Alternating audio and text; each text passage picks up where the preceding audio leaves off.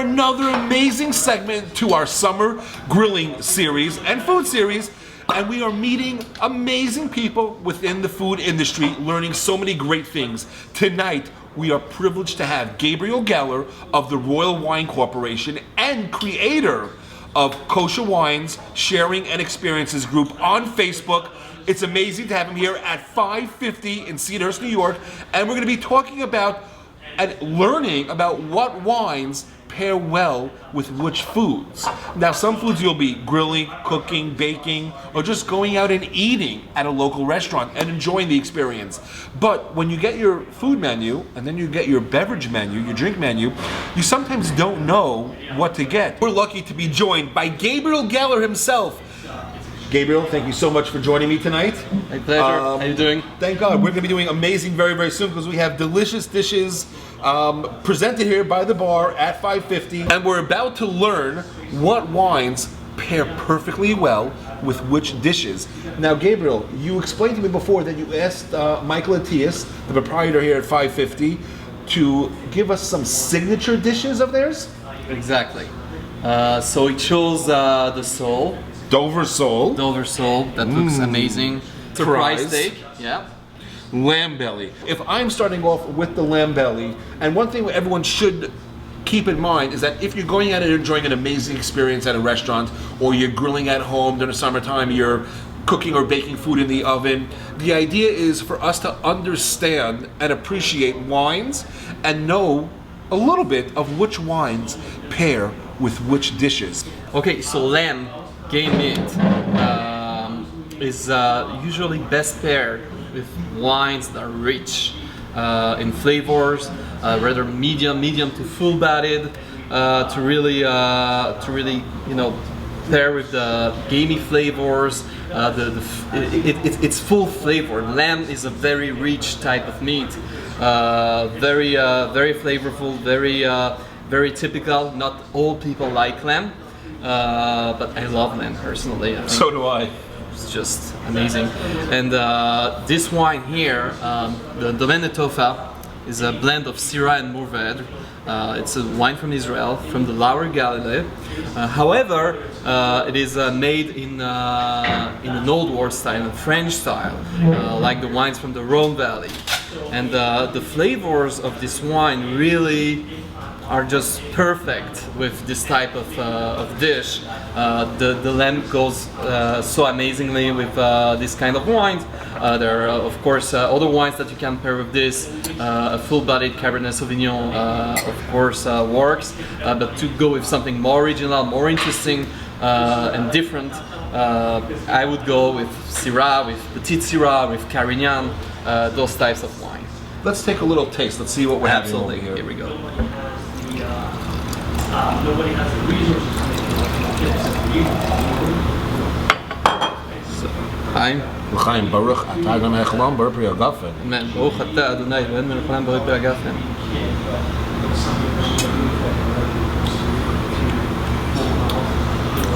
Very nice and smooth. What are the notes that come out? Well, I get black fruit, like blackberries, ripe, not overripe, still pretty tart. I get on the nose, like the bouquet of the wine, the smell of the wine. I get roasted meat. There you go. Leather, some freshly cracked pepper. 1 second. You just did something with the wine. You went something. What was that you did in wine? Okay, so that's something that I do, as a wine taster. I just do that all the time when I taste wine, even when I just drink wine at the table, not even at a wine tasting. When you taste the wine, you swirl the glass. Right. You smell. Why do you smell? Do you swirl the glass? You tell me. To mix it with the oxygen, with the air, so that the flavors, the aromas, the wine opens up, and the aromas and all the flavors come out. And when you actually drink the wine, taste the wine, I actually breathe in some air to also mix the air in my mouth together with the wine and get really all the flavors, aromas, the layers of the wine. That's insane. If I didn't learn anything else tonight, if I'm not going to learn anything else, just learning that is insane. Wow. I learn something new every night. Thank you. let's talk about now. This is a more heavier steak, a surprise steak, which is the top of the rib. Yeah. One of my favorite pieces of meat. What should we be pairing this type of meat with? So, I mean, this is a classic surprise steak, and any type of dish like a big prime rib, a cabo steak. Those are really those really need like a full-bodied wine. So whether I'm having a cowboy steak over here at an elegant restaurant or grilling in my backyard, I want to know what I'm going to be drinking it with. Yeah, I mean, it depends. If you're, eating it in your backyard and it's hot and all that, maybe you want to avoid some heavy red wine because it's gonna taste flabby when it's hot out. But in a nice restaurant with good air conditioning, it's gonna be actually a pleasure. You're gonna be able to smell and taste all the aromas and flavors of the wine. And here, so you have the Bordeaux. The wines from Bordeaux, for the most part, are usually blends, especially the wines from the Médoc, from the left bank of Bordeaux. And they have the complexity, the richness of flavors to match the rich flavors of the meat. So it's kind of, you could see this ball like as like liquid meat. No, I'm kidding. I'm gonna drink some liquid meat. Let's take a little bit of taste. Let's see what this is all about. But that's the idea. You want something rich, full, to actually be able to match the richness of the meat. Because if you have something too light, you're not gonna taste it even, because the meat is actually going to overwhelm the wine. What I'm seeing is that this restaurant 550 has great selection of meat, great selection of wines. We're gonna enjoy another red wine over here. Exactly. Let's do this. Exactly. I'm gonna try and swirl like you do. In this case, like if we had like a very full-bodied, rich California Cabernet Sauvignon or rich, heavy Israeli wine, it could be taking a risk, because if the wine is also too heavy, too rich, you're not gonna taste completely all the flavors of the dish and of the steak. So that's why it's very important to really find something that's, matching the dish perfectly. Yeah. Well, l'chaim. Fine.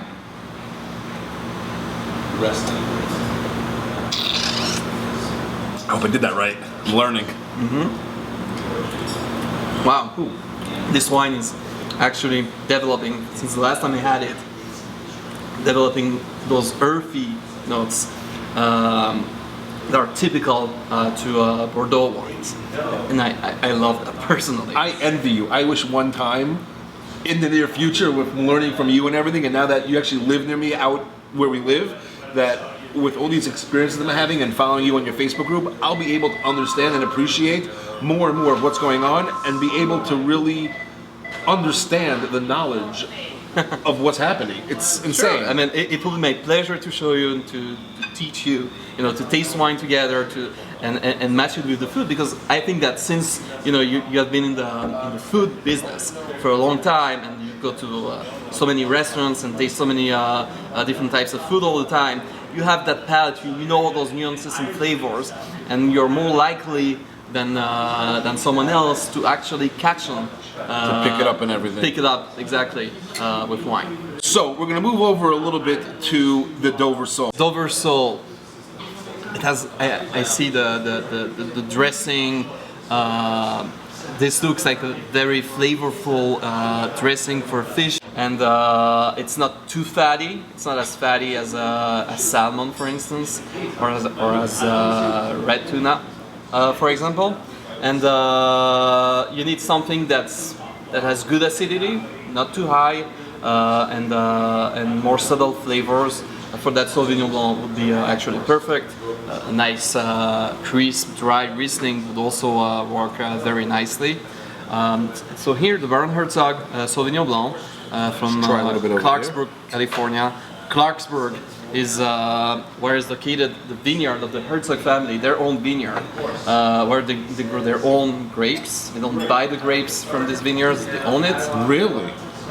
Very good to know. I was actually out by their Tierra Sur wine restaurant and factory in California this past January, and insane. The knowledge that Mr. Joseph Herzog taught me over there and showed me on the NBA tour, it was beautiful. And now sitting here with you with this wine brings me back to my California memories a few months ago. Yeah, I was there just 2 months ago, and I mean it's all over again every time. Yeah, Amazing same. experience. Hi. Chaim. Chaim. And then you're gonna on that. Nice and refreshing.